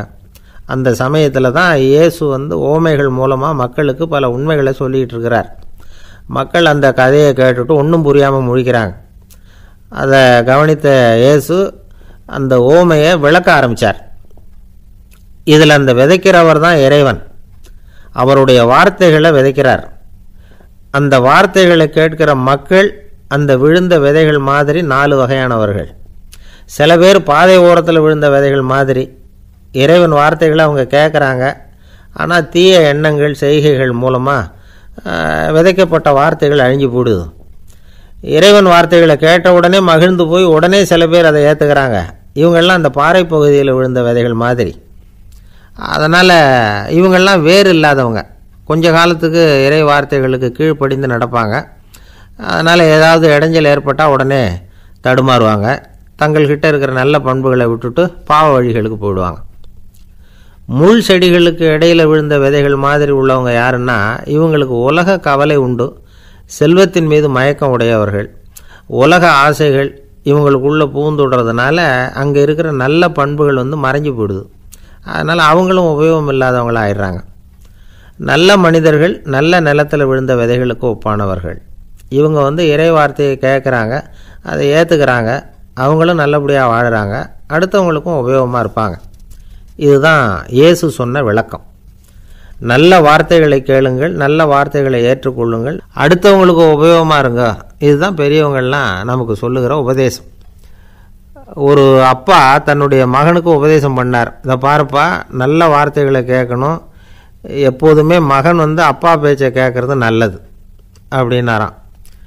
நீ ஏதாவது ஒரு தப்பு பண்ணால் என் தலையில் ஒரு முடி நரைச்சி வெள்ளையாக போடும்பா, நீ செய்கிற ஒவ்வொரு தப்புக்கும் என் தலையில் ஒவ்வொரு முடி வெள்ளையாயிடும் அப்படின்னாராம்.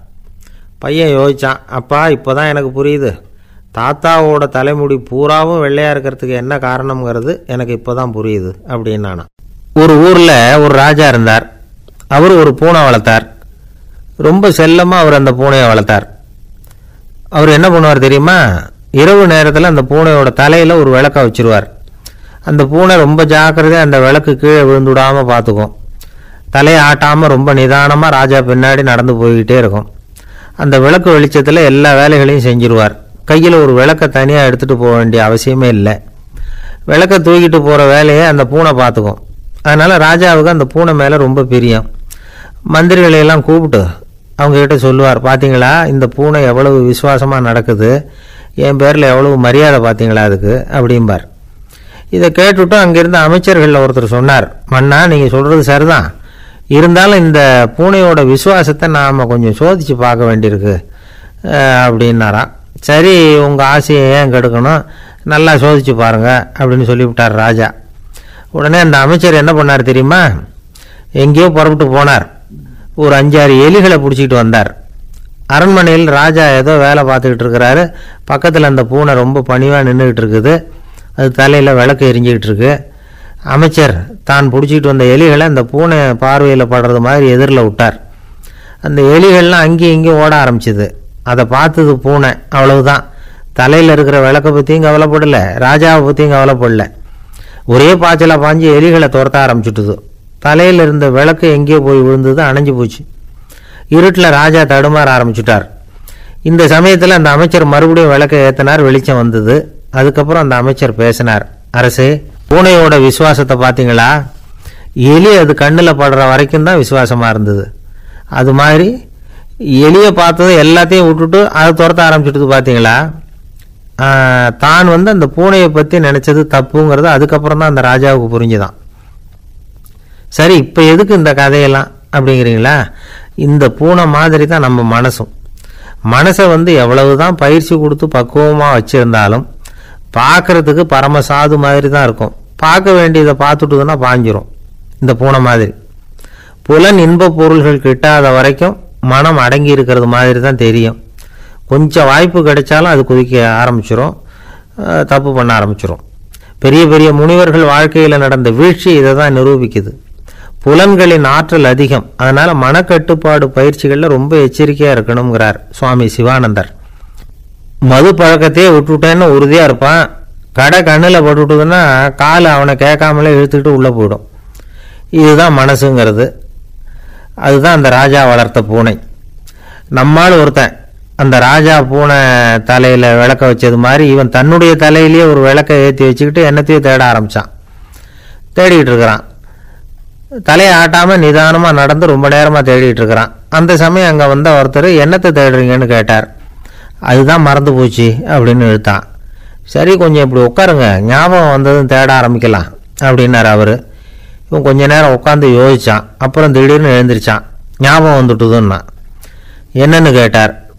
எங்கள் வீட்டில் இருந்த விளக்கை எங்கே வச்சேன்னு தெரியல, அதுதான் தேடிக்கிட்டு இருக்கிறேன், ஏற்றி வைக்கலாம்னு பார்க்குறேன் அப்படின்னா. ஒரு ராஜா இருந்தார். நாடு பூராவும் நிறைய மரங்களை நட்டு வளர்க்கணுங்கிறது அவரோட ஆசை. தானே அதுக்கு முன்மாதிரியாக இருக்கணும்னு நினச்சார். அரண்மனையை சுற்றி மரங்களை நட்டு வளர்த்தார்.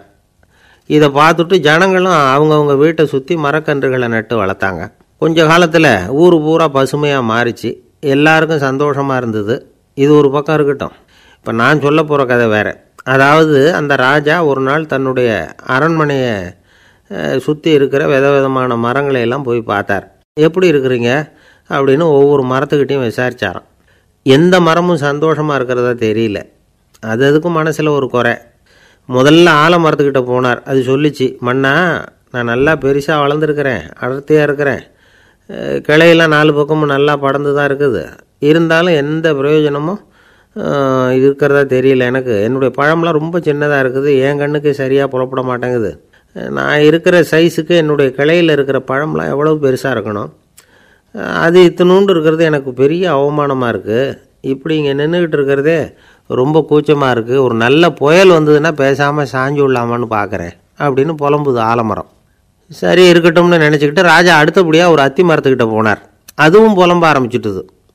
நான் கூட பெரிய மரம் தான், இல்லை இலையெல்லாம் அழகாக தான் இருக்குது, பழம் அழகாக இருக்குது, இருந்தாலும் உள்ள விஷயம் இல்லையே, அத்தி பழத்தை புட்டு பார்த்தா அத்தனையும் சொத்தை அப்படின்னு பழமொழியே உண்டாயிட்டுதே, இப்படி ஒரு கெட்ட பேரோடு நான் இருக்கணுமா அப்படின்னு புலம்புது அது.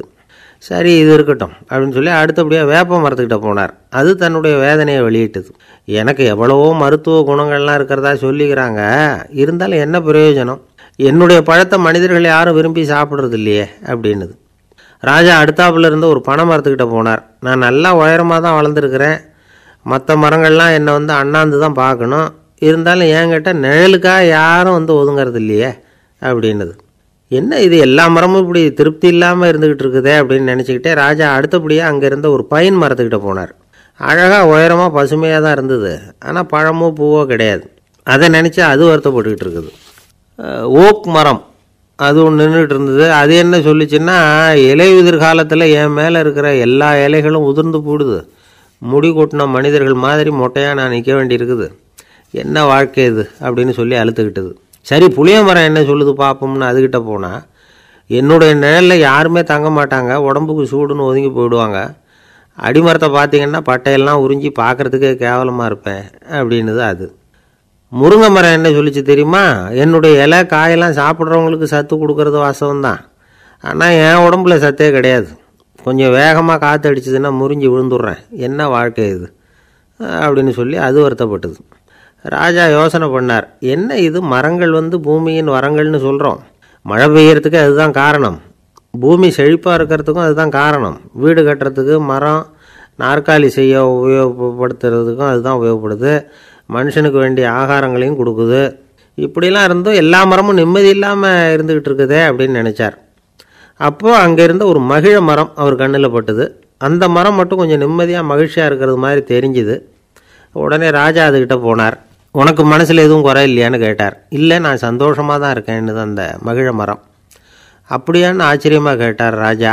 ஆமாம் மன்னா, இந்த இடத்துல நீங்கள் ஒரு முருங்கை மரத்தையோ வேப்ப மரத்தையோ கூட நட்டிருக்கலாம், ஆனால் இந்த இடத்துல நடுறதுக்கு என்ன தேர்ந்தெடுத்துருக்குறீங்க, அதுவே எனக்கு பெருமை, அதுவே எனக்கு திருப்தி அப்படின்னு தான் மகிழ மரம். மகிழ மரம் சாதாரணமாக தான் இருக்கும், இளம் மஞ்சள் நிறத்தில் பூக்கள், அது காய்ந்தும் மனம் வீசும். மகிழ மரம் மாதிரி மன திருப்தியோடு வாழறதுக்கு நாம் கற்றுக்கணுமா. நாம் இந்த உலகத்தில் ஒரு நாயாவோ நரியாவோ கூட பிறந்திருக்கலாம், மனுஷனாக பிறந்திருக்கிறோம், அதுவே பெருமை தானே. இந்த நிறைவு தான் மகிழ்ச்சியின் ரகசியம். ஒரு பையன் அப்பா கிட்ட போய், அப்பா நீங்கள் இந்த உலகத்தில் ஒரு மனுஷனாக பிறந்தது என்னோட அதிர்ஷ்டம் நானா. ஏண்டா அப்படி சொல்கிறேன்னு இருக்கார் அப்பா. நீங்கள் ஒரு கரடியாக பிறந்திருந்தா இந்நேரம் நானும் ஒரு கரடி குட்டியாக தானே இருந்திருப்பேன் அப்படின்னு நானா பையன். இந்த உலகத்தில் நாம் நல்லபடியாக இருக்கணும்னா அதுக்கு முக்கியமாக தேவைப்படுறது 2. ஒன்று செல்வம், இன்னொன்று அறிவு. சரி, இது 2ல் சிறந்தது எது அப்படின்னு ஒரு கேள்வி கேட்டால் என்ன பதில் சொல்கிறது? இதே கேள்வியை ஹஸ்ரத் அலி அவர்கள்கிட்ட கேட்டாங்களாம். அவர் ஒரு பெரிய அறிஞர். கேள்வி கேட்டவங்களும் சாதாரண ஆட்கள் இல்லை, இவங்களும் அறிஞர்கள். ஒரு நாள் ஹஸ்ரத் அலி அவர்கள்கிட்ட 10 அறிஞர்கள் வந்தாங்களாம். ஐயா, நாங்கள் 10 பேரும் உங்ககிட்ட ஒரே கேள்வியை தான் கேட்க வந்திருக்கிறோம், ஆனால் எங்கள் 10 பேருக்கும் நீங்கள் தனித்தனியாக பதில் சொல்ல முடியுமா அப்படின்னு கேட்டிருக்காங்க. அதாவது அவங்க ஒரே கேள்விக்கு இவர்கிட்ட இருந்து 10 விதமான பதில் எதிர்பார்க்குறாங்க. சரி கேளுங்க, என்ன கேள்வி அப்படின்னார் அவர். அப்போ தான் அவங்க கேட்டாங்களாம், செல்வம் அறிவு இது 2ல் சிறந்தது எது? இதுதான் கேள்வி. ஹஸ்ரத் அலி என்ன பண்ணார் தெரியுமா? அவங்கள ஒவ்வொருத்தராக கூப்பிட்டார், ஒவ்வொரு விதமான பதிலை சொல்லி அனுப்புனார். முதல்ல ஒருத்தரை கூப்பிட்டார், சொன்னார், அறிவுங்கிறது தீர்க்கதரிசிகள், ஞானிகள், மகான்கள் இவங்களோட பரம்பரை சொத்து. ஆனால் செல்வங்கிறது கொடுங்கோலரின் ஆயுதம், அதனால் அறிவு தான் சிறந்தது அப்படின்னார். 2வது ஆளை கூப்பிட்டார், உங்ககிட்ட செல்வம் இருந்தால் நீங்கள் தான் அதை காப்பாற்றணும், ஆனால் அறிவு உங்களை எப்பவும் காப்பாற்றும், ஆகவே அறிவு தான் சிறந்தது அப்படின்னார். 3வது ஆளை கூப்பிட்டார், செல்வந்தனுக்கு எப்போதும் விரோதிகள் அதிகம், ஆனால் அறிஞனுக்கு நண்பர்கள் அதிகம், அதனால் அறிவு தான் சிறந்ததுன்னார். அடுத்தவரை கூப்பிட்டார், செல்வம் அடுத்தவங்களுக்கு கொடுக்க கொடுக்க குறையும், ஆனால் கல்விங்கிறது அதிகரிச்சுக்கிட்டே வரும், கொடுக்கறதுனால குறையாது, அதனால் அறிவு தான் சிறந்ததுன்னார். இன்னொருத்தரை கூப்பிட்டார், அறிவு உள்ளவன் எப்பவும் அதை அடுத்தவங்களுக்கு வாரி வழங்கிக்கிட்டே இருப்பான், அதனால் அவங்ககிட்ட தாராளத்தன்மை இருக்கும், ஆனால் செல்வந்தன்கிட்ட கஞ்சத்தனம் தான் இருக்கும், அதனால் அறிவு தான் சிறந்ததுன்னார். 6வது நபரை கூப்பிட்டார், செல்வத்தை கள்வர்கள் திருடிட்டு போக முடியும், ஆனால் அறிவை அப்படி திருடிட்டு போக முடியாது அப்படின்னார். 7வது நபரை கூப்பிட்டார், செல்வம் கால ஓட்டத்தில் அழிஞ்சிரும், ஆனால் அறிவை கால ஓட்டம் ஒன்றும் பண்ண முடியாது, ஆகவே அறிவே சிறந்ததுன்னார். 8வது ஆளை கூப்பிட்டு சொன்னார், செல்வத்துக்கு எப்பவும் எல்லை உண்டு, நிறை உண்டு, அளவு உண்டு, கணக்கு உண்டு, ஆனால் அறிவுக்கு அப்படிப்பட்ட எல்லை எதுவும் கிடையாது, அதனால் அதுதான் சிறந்ததுன்னார். அடுத்தவனை கூப்பிட்டார், செல்வம் உள்ளத்தில் உள்ள ஒளியை போக்கிவிடும், இருட்டை உண்டாக்கிவிடும், விருந்த மனப்பான்மையை குறுகலாக்கிவிடும், ஆனால் அறிவு அப்படி இல்லை, இருண்ட உள்ளத்தில் ஒளியை பாய்ச்சி அதை விசாலப்படுத்துது, அதுதான் சிறந்ததுன்னார். கடைசியாக 10வது நபரை கூப்பிட்டார், செல்வம் மனசில் செருக்கை உண்டாக்குது, ஆணவத்தை ஏற்படுத்துது, அதனால் நானே கடவுள்னு நினைக்கிற அளவுக்கு மனுஷனை தாழ்த்தி விடுது, ஆனால் அறிவு பணிவையும் பண்பாட்டையும் வளர்க்குது, அதனால் அறிவு தான் சிறந்ததுன்னார். ஆக இப்படி 10 பேருக்கும் 10 விதமாக பதில் சொன்னது மூலமாக ஹஸ்ரத் அலி அவர்கள் அறிவு தான் செல்வத்தை விட சிறந்தது அப்படிங்கிறதுக்கு 10 காரணங்களை சுட்டி காட்டியிருக்கார். அந்த அறிஞர் 10 பேர் கேட்ட ஒரே கேள்விக்கு 10 பதிலை சொன்னார். நமக்கு வேண்டிய ஒருத்தர் 10 பேர் கேட்ட கேள்விக்கு ஒரே பதிலை சொல்லி சமாளித்தார். கேள்வி என்ன தெரியுமா? என்கிட்ட வாங்கின கடனை எப்போயா திருப்பி கொடுக்க போகிற? இதுதான் அந்த 10 பேரும் கேட்ட ஒரே கேள்வி. இந்த மாதம் 26ஆம் தேதி தந்துடுறேன் அப்படிங்கிற ஒரே பதிலை சொல்லி அவ்வளவு பேரையும் இவர் அனுப்பி வச்சுட்டாராம். எல்லாரும் போனதுக்கப்புறம் இவரை தனியாக கூப்பிட்டு கேட்டிருக்கிறாங்க, அது என்ன சார் கணக்கு, 26ஆம் தேதி அன்னைக்கு என்ன அதிசயம் நடக்க போகுது அப்படின்னு கேட்டிருக்காங்க. அதிசயம் அன்னைக்கு இல்லை, அதுக்கு நாளே நடக்க போகுதுன்னாராம். விவரமாக சொல்லுங்கன்னு இருக்காங்க. வேறு ஒன்றும் இல்லைங்க, 26ஆம் தேதி தானே எல்லாரையும் வர சொல்லியிருக்கிறேன், அதுக்கு நாளே நான் புறப்பட்டு தலைமறைவாயிட போகிறேன் அப்படின்னாராம் ரொம்ப பெருமையாக.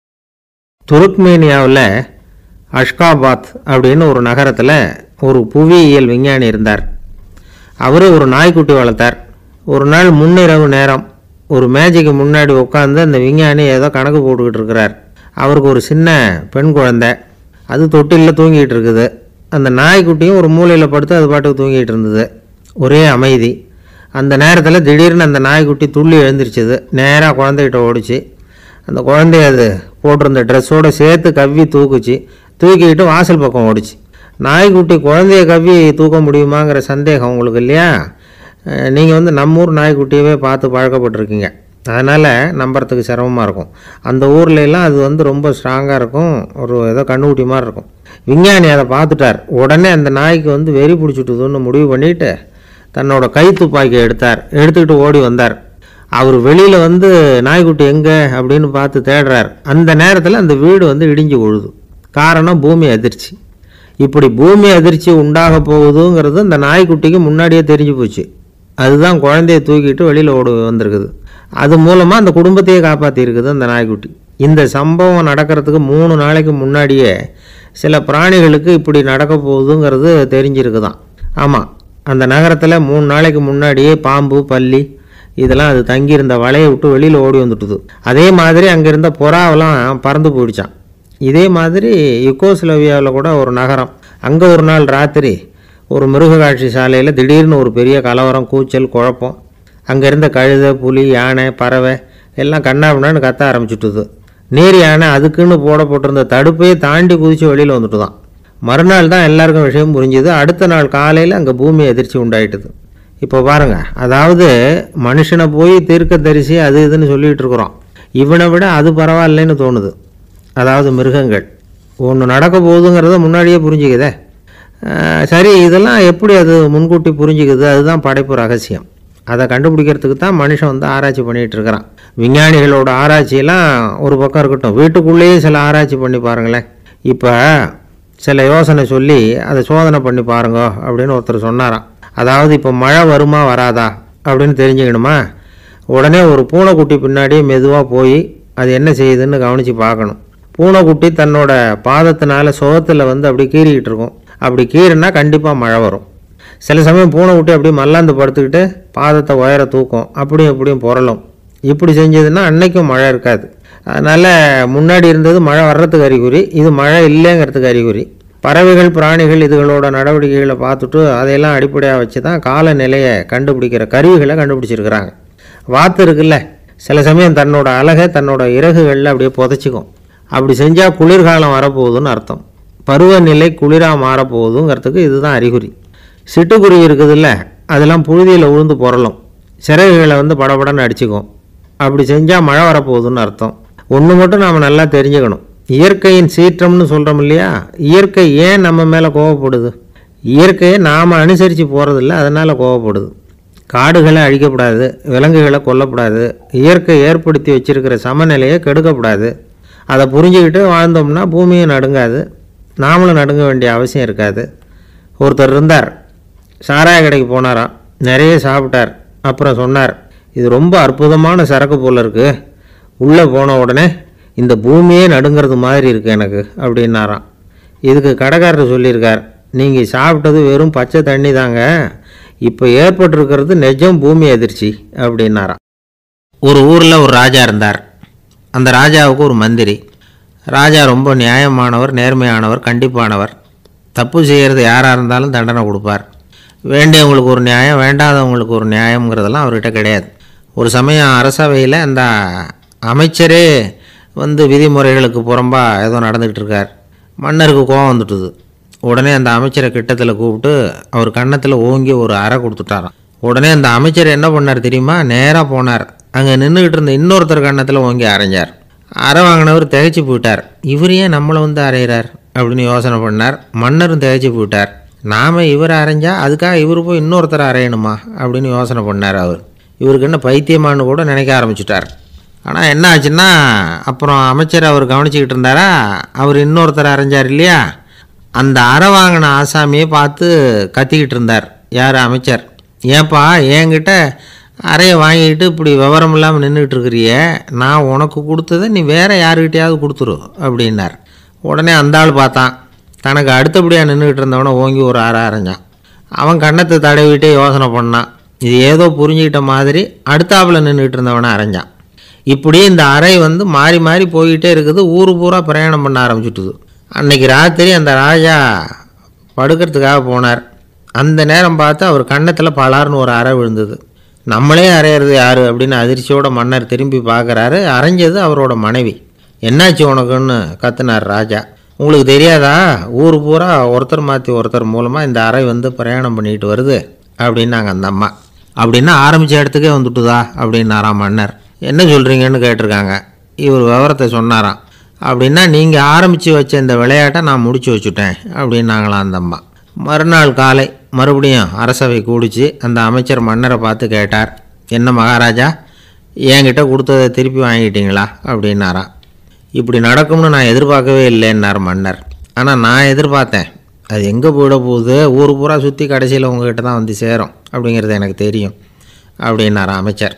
இந்த கதை வேடிக்கையாக இருந்தால் கூட இதில் உள்ள கருத்து முக்கியமானது. இந்த உலகத்தில் பல கருத்துக்கள் இப்படி தான் மாறி மாறி சுற்றி வந்துக்கிட்டே இருக்குது. நம்மளும் ஒருத்தன் தன்னுடைய நண்பன் ஒருத்தனை கடத்தெருவில் பார்த்தான். உடனே ஓடி போய் பாலாருன்னு ஒரு அறை கொடுத்தானான். அவன் கண்ணத்தை தடவிட்டு ஏன்டா என்ன அரைஞ்சேன்னு கேட்டிருக்கான். நீ ஏன்டா என்னை முட்டாள்னு என் மனைவிட்ட போய் சொன்னேன் அப்படின்ட்டுருக்கான் அவன். உன்னை ஒரு முட்டாள்னு சொன்னதுக்காகவா நீ என்ன அரைஞ்ச அப்படின்னு கேட்டிருக்கான் இவன். டேய், நான் அதுக்காக அறையலப்பா, அது ஒரு பெரிய ரகசியம். நான் முட்டாளுங்கிறது அந்த ரகசியத்தை நீ ஏன் எங்கள் வீட்டில் போய் சொன்னேன், அதுக்காக தான் அரைஞ்சேன் அப்படின்னு நானும் அவன். பக்தின்னு சொல்கிறோம் இல்லையா, அது 3 வகைப்படும் அப்படிங்கிறார் ஒரு பெரியவர். அது என்ன 3 வகைன்னா, தெய்வ பக்தி, அடியார்கள் பக்தி, குரு பக்தி. அடியார் பக்தியை விட தெய்வ பக்தியை விட குரு பக்தி தான் ரொம்பவும் சிறந்ததுங்கிறார் அவர். தெய்வத்துக்கிட்ட செஞ்ச பாவம் குருநாதர்கிட்ட தீர்ந்துருமா, குருநாதர்கிட்ட செஞ்ச பாவம் தெய்வத்துக்கிட்ட போனாலும் தீராதான். இப்படி பெரியவங்கள்லாம் சொல்லி வச்சுருக்கிறாங்க. ஒரு காடு, அங்கே அயோத தௌமியர் அப்படின்னு ஒரு தபோதனர். அவர் பல மாணவர்களை ஒன்றா சேர்த்து ஒரு குருகுலம் நடத்திக்கிட்டு இருக்கிறார். பல தரப்பட்டவங்க பல திறப்பட்டவங்க மாணவர்கள் அதில் சேர்ந்து படிச்சுக்கிட்டு இருக்கிறாங்க. பாஞ்சால ராஜகுமாரன் ஒருத்தனும் அந்த குருகுலத்தில் சேர்ந்து படிச்சுக்கிட்டு இருக்கிறான். அவன் பேர் ஆருணி. பெரிய இடத்து புள்ள, இருந்தாலும் படுப்பில் ரொம்ப கெட்டிக்காரனாக இருந்தான். அவன் தான் அங்கே முதல் மாணவன். ஒரு நாள் குருநாதர் அந்த அரசகுமாரனை கூப்பிட்டார். நம்ம குருகுலத்துக்கு சொந்தமான வயலில் தண்ணீர் பெருகி வெள்ளம் பயிரை அழிக்குதான், அதனால் நீ போய் மடையை அடைச்சிட்டு வந்துரு அப்படின்னார். அந்த அரசகுமாரன் உடனே புறப்பட்டான். குருநாதர் சொல்லிட்டார்ல, உடனே புறப்பட்டான். நான் பெரிய இடத்து பிள்ளையாச்சே, ராஜகுமாரனாச்சே, ரொம்ப செல்வாக்கூட வளர்ந்தவனாச்சே, நான் போய் வயலில் இறங்கி வேலை செய்கிறதா அப்படின்னுலாம் அவன் நினைக்கல. குருநாதர் கட்டளையை நிறைவேற்ற வேண்டியது நம்ம கடமை அப்படின்னு நினச்சான். உடனே ஒரு மண்வெட்டியை தூக்கி தோளில் வச்சுக்கிட்டு புறப்பட்டு போயிட்டான். வயலுக்கு போனான். பார்த்தான், தண்ணி கரையை உடச்சிக்கிட்டு வயலுக்குள்ளே ஏகமாக பாஞ்சிக்கிட்டு இருக்குது. இவன் மண்வெட்டியால் களிமண்ணை புல்லோடு சேர்த்து புல் பற்ற மாதிரி வெட்டி வெட்டி போட்டான். இருந்தாலும் மடையை அடைக்க முடியல. தண்ணி அதை மீறி வந்துக்கிட்டே இருக்குது. தண்ணி வேகமாக வயலுக்குள்ளே போய்கிட்டே இருக்குது. போடுற பத்தையெல்லாம் கரைஞ்சி கரைஞ்சி போயிட்டுருக்கு. இருந்தாலும் இவன் தன்னுடைய முயற்சியை கைவிடலை. வெட்டி வெட்டி போட்டுக்கிட்டே இருக்கிறான். காலையில் அங்கே போனவன் சாயந்தரம் வரைக்கும் இப்படி செஞ்சுக்கிட்டு இருக்கிறான். உடம்பும் மனசும் ரொம்பவும் சோர்ந்து போச்சு. இருந்தாலும் குருநாதர் இட்ட கட்டளையை நிறைவேற்றாமல் இருக்கிறோமேங்கிற ஒரு குறை அவனுக்கு இருக்குது. குரு கட்டளையை நிறைவேற்றாத நான் இன்னமும் இருக்கணுமா அப்படின்னு யோசனை பண்ண ஆரம்பிச்சிட்டான். என்ன செய்யலாம்னு பார்த்தான். நம்ம குருநாதர் இட்ட பணிக்காக இந்த உடம்பையே தியாகம் பண்ணலாம் அப்படின்னு முடிவு பண்ணான். தண்ணி பாயுதில் அதுக்கு குறுக்க விழுந்து அப்படியே மடையை அடைச்சிக்கிட்டு அப்படியே படுத்துட்டான். இது மற்றவங்களுக்கு தெரியாது. அன்னைக்கு ராத்திரி ஒரு விளக்கு முன்னாடி உட்காந்து குருநாதர் பிள்ளைங்களுக்கு பாடம் சொல்லி கொடுத்துக்கிட்டு இருக்கிறார். முதல் வரிசையில் இருக்கக்கூடிய ராஜகுமாரனை காணலை. நம்ம ஆருணி எங்கே போனா அப்படின்னு சொல்லி மற்ற மாணவர்களை விசாரித்தார். இப்போ அவங்க சொன்னாங்க, சுவாமி, அவன் காலையில் வயலுக்கு மடையை அடைக்கிறதுக்காக போனான், நீங்கள் தான் போக சொன்னீங்க, இன்னும் திரும்பி வரல அப்படின்னு ஒரு பையன். குருநாதர் உடனே ஒரு தீவெட்டி எடுத்துக்கிட்டு மாணவர்களை அழைச்சிக்கிட்டு வயலுக்கு போனார். அங்கே போய் பார்த்தா ஆளை காணும். ஆருணி ஆருணின்னு சொல்லி சத்தம் போட்டு கூப்பிட்டு பார்க்குறார். நான் இங்கே இருக்கேன் குருநாதா அப்படின்னு காலுக்கு அடியிலேருந்து ஒரு சத்தம் வருது. குனிஞ்சு பார்த்தா அவன் மடையில் படுத்துருக்குறான். என்னப்பா இதுன்னார். காலையிலேருந்து இந்த மடையை அடைச்சி பார்த்தேன் சுவாமி, முடியல, அதனால் இப்படி குறுக்க படுத்துட்டேன். என்னை தாண்டறதுக்கு பயந்து போய் தண்ணியை தேங்கி நின்றுட்டுது அப்படின்னா. அவனுடைய குரு பக்தியையும் அவனை தாண்டறதுக்கு அஞ்சு நிற்கிற தண்ணி தேக்கத்தையும் பார்த்துட்டு எல்லாரும் ரொம்ப ஆச்சரியப்பட்டு போயிட்டாங்களாம். ஆருணி எழுந்திரிச்சு வா அப்படின்னு கூப்பிட்டாரான் குருநாதர். அவன் தண்ணீரை பொழந்துக்கிட்டு எழுந்திரிச்சு வந்தானான். அதனால் அவனுக்கு உத்தாலகன் அப்படின்னு ஒரு பேர். உத்தாலகன்னா தண்ணீரை பிளந்தவன் அர்த்தம். அந்த உத்தாலகன் மாதிரி இந்த காலத்து மாணவர்களுக்கும் குரு பக்தி வேணும் அப்படின்னு சொன்னோம் ஒரு பள்ளிக்கூடத்தில். உடனே நிறைய மாணவர்கள் எழுந்திரிச்சு நின்னாங்க. சார், நீங்கள் எங்களை இன்னமும் சரியாக புரிஞ்சுக்கலன்னு நினைக்கிறோம். அன்னைக்காவது ஒருத்தன் அப்படி இருந்தான், இன்றைக்கி ஏகப்பட்ட உத்தாலகர்கள் இருக்கிறோம். எங்கள் வாத்தியார் கட்டளையிட்டா இப்போவே அது மாதிரி வயலுக்கு போய் மடையில் குறுக்கப்படுத்துக்கிறதுக்கு இந்த வகுப்பில் உள்ள அத்தனை பேரும் தயாராக இருக்கிறோம் அப்படின்னாங்க. அப்படியா அப்படின்னு சொல்லி கேட்டோம் ரொம்ப சந்தோஷமாக. ஒருத்தன் ரொம்ப அடக்கமாக எழுந்திரிச்சான். அப்புறம் சொன்னான், ஆமாம் சார், வகுப்பில் இவர் நடத்துகிற பாடத்தை கேட்டுக்கிட்டு இருக்கிறத விட பேசாமல் போய் மடையில் படுத்துடுறது ஒன்றும் கஷ்டமான காரியமாக இருக்காது. அதனால தான் எல்லோரும் அங்கே போகிறேன்னு சொல்கிறோம் அப்படிங்கிறான்.